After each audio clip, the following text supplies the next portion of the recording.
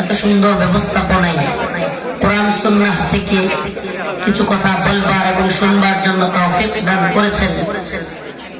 সেজন্য অন্তরের অন্তঃস্থল থেকে কালিমাতুশ শুকর আদায় করে স্বতঃস্ফূর্ত আওয়াজ করে বলে আলহামদুলিল্লাহ।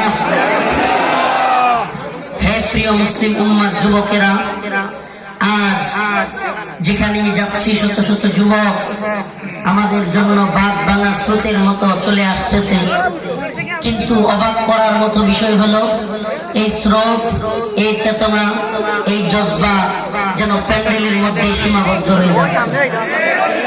বড় আফসোসের বিষয়, বড় আফসোসের বিষয়, আশ্চর্যের বিষয় যে স্রোত, ঈমানের এই জজবা, এই স্রোত দ্বীনের জন্য কাজে লাগানো যাচ্ছে না। প্রিয় হাজিরিন, সিলেট এমন এক অঞ্চল যেখানে উলিয়া উলিয়াদের বাসস্থান, যেখানে শুয়ে আছেন শাহজালাল মুজাররাদি আমিনী রাহমাতুল্লাহি আলাইহি, যেখানে শুয়ে আছেন শাহপরান রাহমাতুল্লাহি আলাইহি সহ অনেক বুজুর্গ, অনেক বড় বড় আমাদের আকাবির। প্রিয় হাজিরিন, আজকে আমি আপনাদের সম্মুখে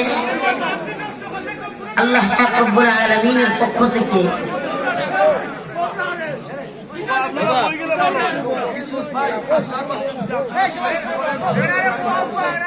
না আমি বলতেছি বাবা, শুনেন,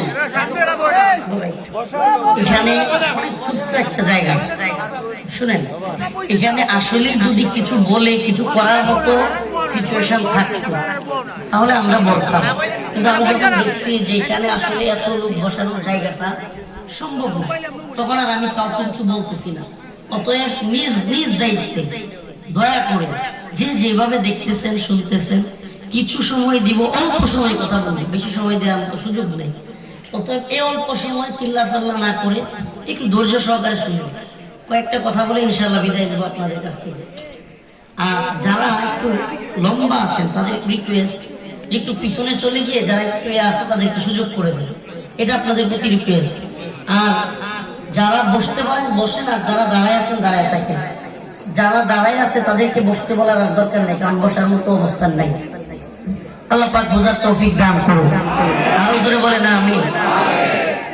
বান্দা রবের কাছে কিভাবে চাইতে, সেই ব্যাপারে কয়েকটা কথা বলার জন্য আমি আপনাদের সামনে একটা আয়াত তেলাওয়াত করেছি। কয়েকটা আয়াত, তিনটা আয়াত তেলাওয়াত করেছি। এর মধ্যে একটা আল্লাহ রাব্বুল আলামিনের কাছে কিভাবে চাইতে হবে, আরেকটা হলো শহীদদের মর্যাদা এবং পরীক্ষা। তিনটা আয়াতেরই একটা জায়গায় একটা মিল আছে। পরীক্ষা, শাহাদাত, আল্লাহ পাকের কাছে চাওয়া, এগুলো একটা আরেকটার সাথে বান্ডেলের মতো, একটা প্যাকেজের মতো। প্রিয় হাজিরিন, শাহাদাত কি আমরা ভুলে গেছি। এই উম্মাহ যুবকেরা দ্বীনের পথে, আল্লাহর পথে শহীদ হওয়া লাগবে বা শহীদ হওয়ার তামান্না করা লাগবে, এই কথা যেন ভুলে বসেছে। প্রিয় হাজিরিন, দ্বিতীয় কথা, আল্লাহ রাব্বুল আলামিন কোরআনের বিভিন্ন আয়াতে কেন জানালেন আমাদেরকে পরীক্ষা করা হবে, এটার কারণ কি? আচ্ছা আমাদেরকে বলেন, এই উসমানী নগরে অনেক ছাত্ররা পরীক্ষা দিবে, পরীক্ষার হলে মনে করেন এসএসসি পরীক্ষা কিংবা ইন্টার পরীক্ষা, ছাত্রদেরকে যদি না জানানো হয়, হঠাৎ করে এদেরকে ট্রাইনা নিয়ে পরীক্ষা হলে ঢোকায় প্রশ্ন ধরায় দেওয়া হয়, বলেন তো সেই প্রশ্নের উত্তর ছাত্র দিতে পারবে? শুধু কি দিতে পারবে না, নাকি বলবে যে আমাদেরকে বলা হয় নাই, জানানো হয় নাই, আমরা উত্তর দিতে পারবো না, হল থেকে বের হয়ে যাবে? প্রিয় হাজিরিন, রব্বুল আলামিন আমাদের প্রতি কত ইহসান করেছেন যে উনি আগে জানায় দিয়েছেন যে আমাদেরকে পরীক্ষা করা হবে। বিষয়টা আরো সহজভাবে বোঝার চেষ্টা করি। প্রিয় হাজিরিন, আল্লাহ রব্বুল আলামিন না জানাতেন পরীক্ষার ব্যাপারে, আর এই দুনিয়াতে এইভাবে জুলুম, এইভাবে নির্যাতন কিংবা এইভাবে বিভিন্ন ধরনের পরীক্ষা, বিভিন্ন ধরনের আপনার কষ্ট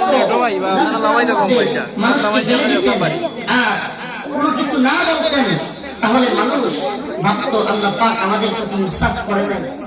আল্লাহ পাকের সাথে বেইনসাফি কি যায়? আল্লাহ তাআলার সাথে বেইনসাফি যা আল্লাহ পাক ইহসান করেছেন, ইনসাফ করেছেন, আল্লাহ পাক জানা দিয়েছেন। আলিফ লাম